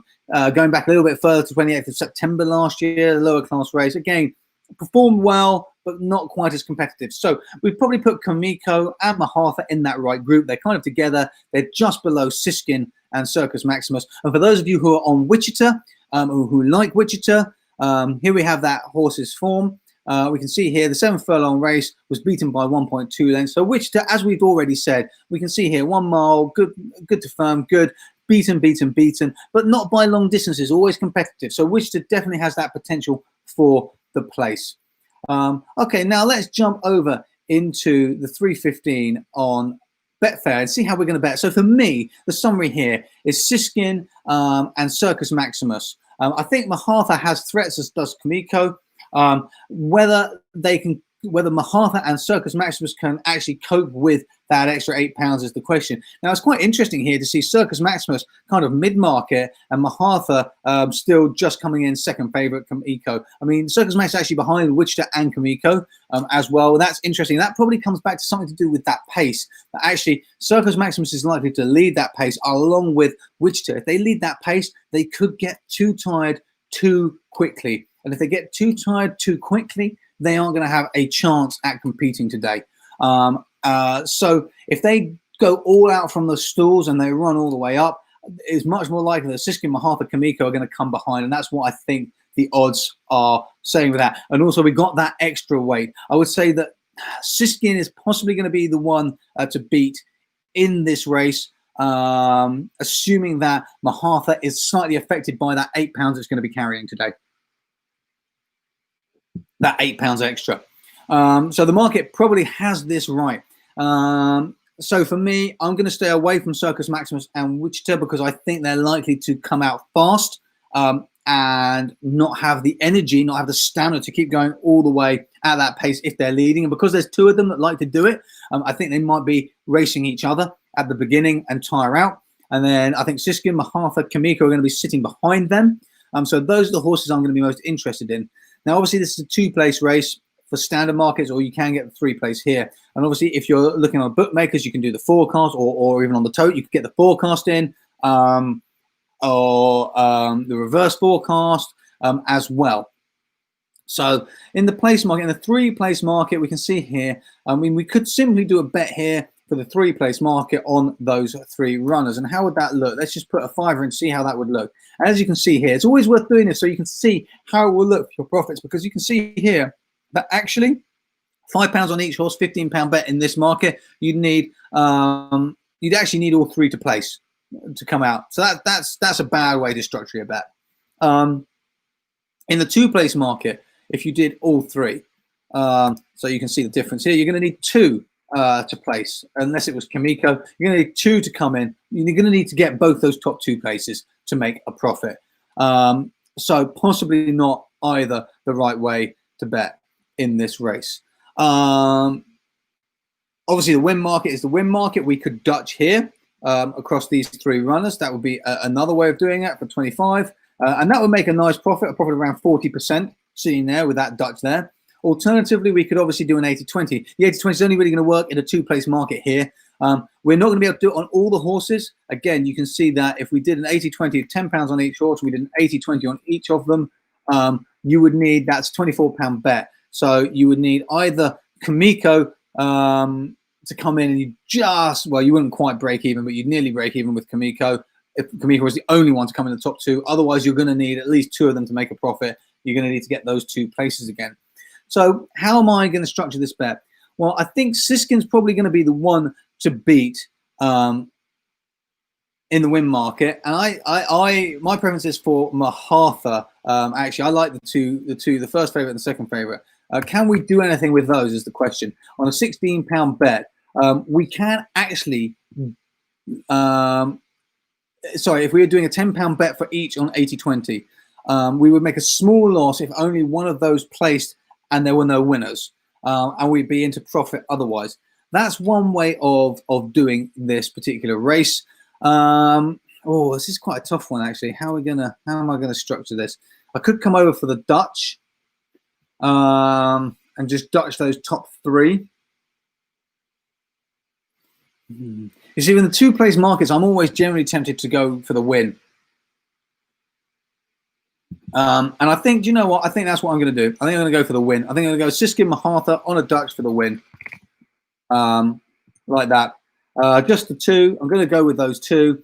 I think Camiko is going to be a possibility for a place, but I think those are going to be the 2 horses to beat. Circus Maximus, if Circus Maximus doesn't lead, Circus Maximus could well be in there as well. But I think those are going to be the 2 horses to beat in this particular race. So I'm just going to Dutch those 2 like that. Nice and simple. Keep it there like that.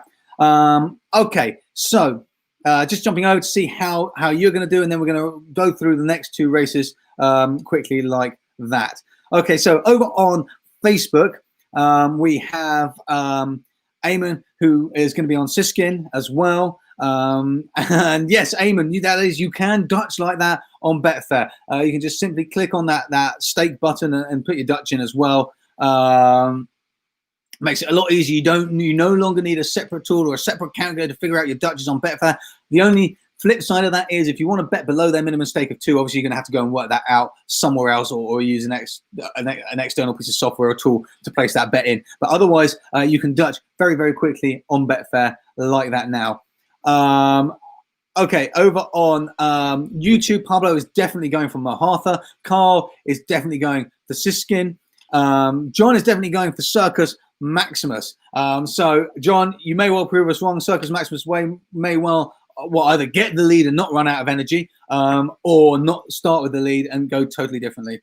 Rob is doing a reverse forecast on Siskin and Circus Maximus. So that's going to be an exciting race. Make sure you watch it. 3:15 is going to be very, very exciting indeed. Okay, I'm going to jump back over now to the last 2 races. We're going to go through these much, much faster, so we can get through those and in the next kind of 10 minutes probably on those. Okay, also, if you have any questions on any of the tools, any of the ratings that I've been using throughout this, please do drop those in, and I will come to those at the end. I can answer all of those. If you've got any questions on the Race Advisor Pro members area or the community, or how anything works, or any of the feature developments, anything like that, please do drop it in. Let me know. I'll come to those at the end as well.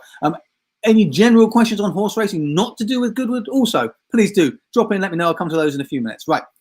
So let's just, we're going to rattle through these next 2 races. I'm going to use the standard race card for them. And maybe tomorrow we'll look at a slightly different set of ratings. So we will be back tomorrow as well at 11 a.m. We're going to be doing tomorrow's races as well at the same time tomorrow. So looking forward to that. Please do put a note in. I'll send you an email minutes before we start with the links, just to let you know where we're going to be at. If you subscribe on YouTube, you'll get a notification. If you follow us on Facebook, you'll get a notification there as well, with those links in place. So please do put a note in your diary, put a reminder so that you don't miss tomorrow's Goodwood Day 3 analysis. Okay, so this race, the 345, it's a 15.5 grand race, fillies conditional stakes, and you can see we've got a little bit of fun for these horses. And do you know what? I'm going to do something totally different. Let's do something totally different. I'm not going to look at the ratings this time. I'm just going to go straight into the horse history. So I'm just going to jump straight into the horse history, and we're going to go through the horse histories instead. I'm going to start here with Country Carnival. 3 races, and just to remind you again, this is obviously a flat turf race, class 2, good ground. It's a 5 furlong race. There's only 6 runners in it. Okay, so bear all of that in mind. So these are 5 furlong races on good ground. We can see Country Carnival has always raced on good ground here. 13 grand race was its last one on the 9th of July this year. It was only beaten by just over a length. Tracked the leader, pushed along 2 furlongs out, ridden 1 furlong out, and then hard ridden inside that final and managed to keep on to get in 3rd place. It won here back on the 17th of June, but in a much lower class race on good ground. And again, beaten 4.5 lengths on all weather, kind of standard slow, so slightly slower all weather ground. So it's going to like the ground, it's going to like the distance, and it should be able to compete today. So Country Carnival is definitely going to be a threat in today's race. Okay. Then we're going to come to Pelakai. Okay, so Pelakai. Here we have, again, all 5 furlong races, 8 to 12. I think that York race is exactly the same as well as Country Carnival's. Came 4th. So Country Carnival beat this horse in that race. Pelican was carrying 8-12. Country Carnival carrying 9. They're essentially carrying the same weight today. Everyone's carrying 9 stone today. So they're essentially carrying the same weight. And nothing that's going to make a difference over 5 furlongs. So that would indicate that Country Carnival is probably going to have the edge on Pelican. Also coming back to a higher class race, we can see here at Ascot on the good. This horse was soundly beaten. In the 4K race, it won, but only won by half a length. Ground was slightly slower, but again, not going to make a huge difference. So Pelican, likely to be beaten by Country Carnival, probably going to need to find more in this race. Furlong factor. Furlong factor. Okay, so again, same race here as Country Carnival, the York race on the 9th of July. Came 2nd behind Country Carnival, only beaten by a length. So did very well. We can see here, it was towards the rear, pushed along, got headway 2 furlongs out, was ridden and made the challenge a furlong out, managed to keep on, but couldn't get ahead. So likely to be able to threaten Country Carnival again today. The last race here, this flat race at Sandown was poor. 3.45 lengths behind the winner, 5 out of 6. Was no match for the first 2 in that race. Sounds like it was outclassed, although the class was actually lower than today. But sounds like that horse was outclassed in its last race. A little bit of a concern there. Obviously a drop. We could look at the speed graphs to get into that in a bit more detail if we wanted to. Coming down, we can see here the 5 furlong races. It's one here, lower class, beaten by 3 lengths, beaten by just over 3 lengths in these 2. So this horse definitely has what it takes to perform. A little bit of concern over the last race, but can compete with Country Carnival. Sprite. Just 2 races for us to look at. 6 furlongs, so it's dropping down distance today. It's increasing class. Both those races were at a 4K level, so it's increasing into a new class. It won very, very well in its last race, 5.5 lengths in 6 furlongs. So, but we've got 2 questions. Can it compete in the class? Can it compete in the class? Can it compete over the shorter distance? Is it going to have that speed to do that? The distance win of 5.5 lengths would indicate it possibly does. So possibly a threat. So Country Carnival at the moment is looking up there. Furlong factor, a threat. Sprite, a threat. Coming down here, 5 furlong race, good to firm 4K. Won but didn't win by very much. So probably going to need to make more in this race. On a slightly longer race, was beaten soundly here. 4.55 lengths in a 10K race of a higher class. So Miss Jingles, probably not going to be looking so good for us in this race. Probably going to need to make more to get in today. So Country Carnival, furlong factor, likely to be able to compete with Country Carnival. A bit of concern over the last race. Sprite definitely has potential as well. Miss Jingles, we think maybe needs to make a bit more. I'm actually just going to highlight these horses before I forget them. Okay, there we go. Sprite. So then the last race is Lady Almathea, and we haven't got any races. It's the horse's first race, so we're going to have to use the market for that. And I can tell you that at the moment, this is the rank outsider at 37-1, so we can ignore that horse. So actually, I know I said I was just going to rattle through this very quickly, but I am going to have one very quick look at the speed graphs to get an idea of where these horses sit. Sprite, we can see sitting up here, definitely can compete. Down here, we've got Miss Jingles, these two races there. Furlong Factor bouncing around up here, so we've got some volatility with Furlong Factor, and Pelakai is here. So actually, Sprite looks to be very strong in terms of speed. It is a 5 furlong race, and we can see that very, very clearly there.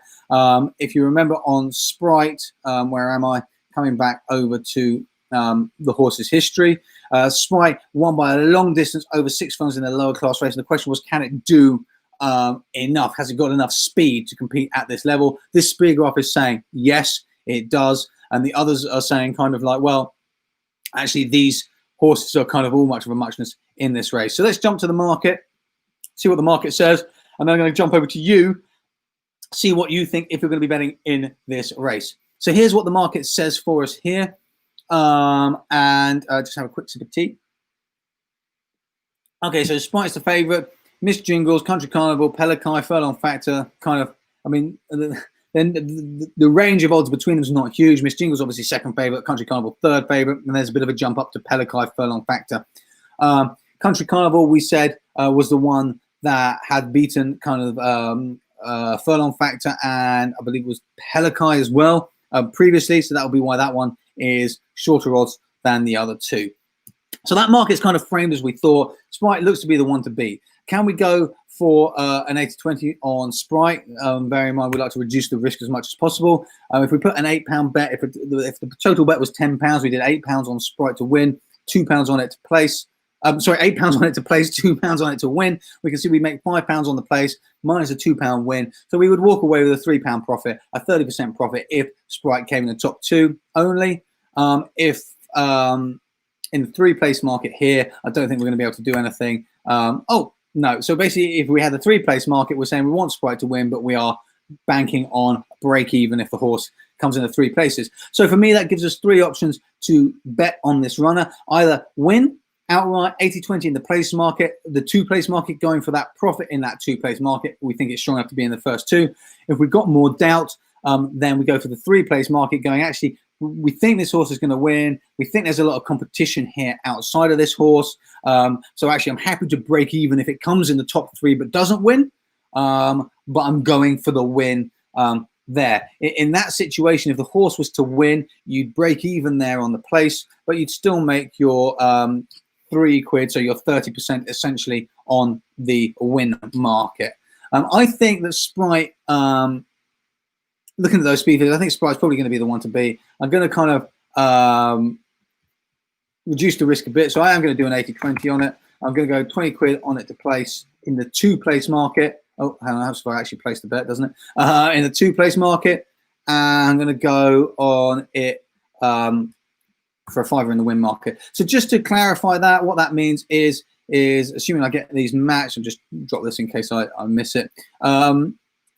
So assuming I get those matched, I'll be looking at raking around £8 in the win market if the horse was to win, plus just under £13 in the place market. So a total of £21 profit for a £21 bet. So that's about 90%. If the horse is only to place, I'm going to make kind of just under £13 in the place market, plus lose that £5 wins. I'm going to make about £8 on the £25 bet, which is around about 35%-ish roughly return on investment for that stake, which I'm quite happy with in this particular race. Okay, I'm going to jump over very quickly, then we're going to do the last race and call it a day. So over on Facebook, we have Eamon is going to be on Country Carnival. If you're going to go on Country Carnival, Eamon, I would definitely be doing an 80-20. I'll possibly be looking at the 3-place market with Country Carnival in that race as well. Okay, we've got Robin is going, hold on, Circus Maximus, Furlong Factor. I didn't even really look into. Oh yeah, I've got a Furlong Factor. Sorry, was beaten by Country Carnival in the other two races. Mine had to click back in there. Everyone's going for that one there as well. Okay, if you're going for any others, please do let me know who you're going to go on. We're going to jump into the last race now. Then we're going to call it a day, and going to let you go off and actually enjoy the racing. So the last race, the 420. We're going to do this super quickly now. I'm going to do it again. I'm going to do it a different way just to try and jump in. It's a 7 furlong race, class 3, lower class, just under 10 grand prize money. So here are our top 4, 5, 2, 7, 8 horses. I'm going to start with those this time. And this time I'm just going to use a cross-matching method. So let me just highlight those top 4 horses here for you. Okay, this one, there we go. Those are the top 4, 5, 2, 7, 8 horses. So the winner is very likely to come from one of these. Doesn't mean it will, but very likely to. I'm now going to sort by PR odds. Pardon me, I'm going to remove any of those horses that are outside the top 4, and that means Bowton. Okay, so we're going to remove those. So that leaves Arigato, Mountain Brave. I'm now going to do the Monte Carlo simulation, and again, I'm going to go for the top 4 here. And while I'm running this simulation, please do drop into the chat. Let me know who you are going to be on in this race, if you're going to be on in this race. Obviously, this is a lower class race. It's the end of the day, so there's less kind of a highlight going on in it. So Will's gone on Country Carnival. Sorry, Sprite for the Sprint. I think you meant for the first. Country Carnival for the second, and the forecast bet with Bet365 over on Facebook. Great, Will, and he's going for Monte, I believe. Did you say in this final 420 race? So that's what Will's going on in this 420 race. Going on Monte is currently at 64-1. So you're a braver man than me, William. I won't bet odds that high. At 64-1 on Betfair currently is what Monte is looking at. Okay. If anybody else is going on in this race, please do let me know. I'd love to know who you're going on from. Please don't forget to share this. If you've enjoyed it, leave a comment. I noticed yesterday that on YouTube, once the recording is finished, there are no comments on YouTube. On Facebook, the comments will stay with the recording, so you can see them going forward. But please do share, please do like. If you're watching on YouTube, please do subscribe to our YouTube channel. And if you're on Facebook, please do follow me on Facebook as well. Follow the Race Advisor over on Facebook. We do actually also have an Instagram account now as well. If you're on Instagram, at The Race Advisor is the Instagram account, if you are over on Instagram. And if you're not yet an RA Pro member, please do head over to raceadvisor.co.uk, register up there, create your account, and come and join our family. It is an extended family. Our community is an extended family. Think of us as your family who love horse racing with you. Where our only goal is to enjoy our sport and learn how to make a long-term profit on it. Okay, so that Monte Carlo simulation there has now finished. Let's see what it brings up for us. Okay, so sorting down now by horses simulation. Okay, so what we're going to see when we sort by this, I'll go the other way, Arigato, Mountain Brave are again in the top 4 here as well. So using this kind of cross-tool method, that gives us Arigato and Mountain Brave sitting in the top 4. And I'm not going to go any further except to check their days since last good race. I'll take that one out. Days since last good race, 19 for Arigato. And 9 for Mountain Brave, and that's it. I'm not going to do anything else in this race. Super short, super quick, just to show you how if we're in a rush we can find horses that are likely to contend. But obviously let's open the market now over here. Obviously when we do that, we've got to be aware we've not looked into it in huge depth. We need to structure our bet to take that into account as well. So Arigato and Mountain Brave. So looking at the market here, Arigato is currently second favorite. Actually, Mountain Brave is third favorite. And Toro Strike is the one that's missing. Both of these have pretty high odds, as we would expect. So actually, we've not done much. We're going to look at the 5-place market initially. So we could just go for both of these in the 5-place market and split a 20. Oh, lovely though it would be to get 12.5 on Mountain Brave in the 5-place market. I feel that's unlikely. We could split that stake there over them. And you can see here, essentially, we are going to make a small loss if Arrogato is the only of those two to come in the top 5. We're going to be a small profit if Mountain Brave is the only one of those two to come in the top 5. If we went for the 4-place market, that's going to change. Let's leave that page and have a quick look at the 4-place market here. So if we went for the 4-place market and did exactly the same bet, just going straight into the market, we can see here we're going to make a profit if either of them come in the top 4. For me, that's probably going to be the better bet. I think one of these is very likely to come in the top 4, and then I can make that profit. We could alternatively, of course, go for the 80-20 bet in this market. But if we look at that, we're going to be placing a total bet if we're doing £10 for argument's sake on each of them. That's £8 to place, £2 to win. So that's a £20 bet. And again, we're going to make a small loss if we do that on Arrogato. If Arrogato is the only horse to place, if one of them wins, we'll be fine. We'll make a big profit. But if Arrogato is only to place, we're going to make was the only horse to place, we're going to make a small loss, a £4 loss. Otherwise, any other condition, we're going to make a win. Actually, I don't think that's not too bad. We're going to lose around about 20% of our stake if Arrogato was the only horse to place, which isn't too bad a loss. So for me, the decision there is between, do I go for just the place market on these two horses, or do I go for the 80-20 on these two horses? Let me know what you would do. I'm going to mull on that for a second while I come over and see what you would do on this particular bet. So Will is Muntadal 46 each way for 5 places. John over on Facebook. John, hi. Thank you for leaving a message. John is going to be on Toro Strike. Toro Strike currently on Betfair is the favourite. So John's on Toro Strike. Are you going on that to win, John, or a place, or each way? William over on Facebook is also on Toro Strike to win. Over on YouTube, though, it's looking a little bit different. So draw bias is meant to be low in the last race, so Robin's not chancing a bet, but would have gone for Mountain Brave if it was on a low stall. Okay, so there we go. Quite a difference of opinions in this race. How am I going to do this? Let me just have one last look. Am I going to go for the lowest risk bet here of just splitting the stake straight across, or am I going to go for the chance that one of these horses is likely to win?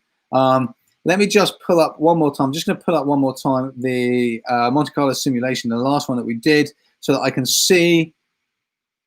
I'll show you what I'm doing. Let me jump over here. Right, so I'm just putting up this simulation one more time because I want to see the gap between these two and the next horse. Okay, just visually even, there is a noticeable gap here that we're not getting on the rest of the horses. And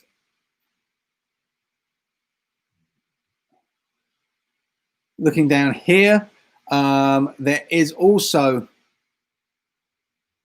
Arrogato. It's kind of at the top there as well. Arrogato is also marked as a contender. I mean, the gaps aren't huge in this field, unexpectedly. Do you know what? I'm going to go for I'm going to split the stake. I'm going to go for the 2 80-20 each way bets. I'm going to split a £25 bet. I'm going to split a £25 bet on 80-20, which means that's £12.50 on each. That's £10 on the place and £2.50 on the win. So that's what that's going to look like here. I'm going to go in the 4-place market. Oh, this is my test account. This is my test account, and the test account's run out of money. I think I only put like 100 quid or a couple hundred quid in it this morning.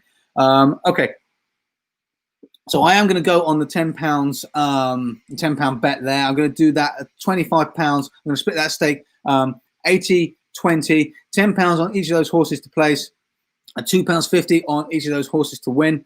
I'm going to do that kind of immediately as we finish this, put that in there as well, and put that in there. And that's how I'm going to be betting on this last race. 80-20, Arrogato, Mountain Brave in the 4-place market.